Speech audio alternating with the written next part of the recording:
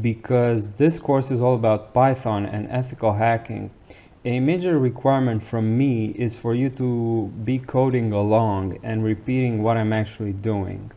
In my experience, one of the best ways to learn a subject is to be practical, and practical in Python for ethical hacking actually means writing code and doing it often, so often that it becomes second nature. Okay, so we will be working with Python 3.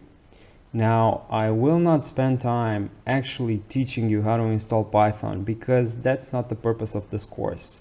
There are literally thousands of great tutorials and guides on how to install Python based on the operating system that you're running.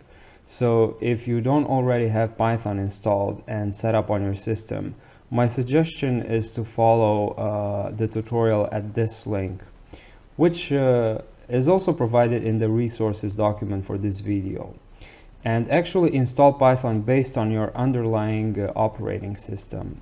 So there are instructions for Windows, Mac, and for different flavors of Linux. So you should easily find the one that corresponds to your needs. Now for reference, I will be using Windows 10 64 bits with Python 3 installed. And for code editing, I will be using Visual Studio Code, which is what you're seeing here. It comes at no cost, and I suggest you use it as well because it's lightweight and easy to get around in. However, feel free to pick up whatever code editor you want. Okay, so as soon as you have Python 3 installed and your preferred code editor, you're ready to proceed further. In the next video, we're going to look into the differences of using the Python interpreter versus an IDE.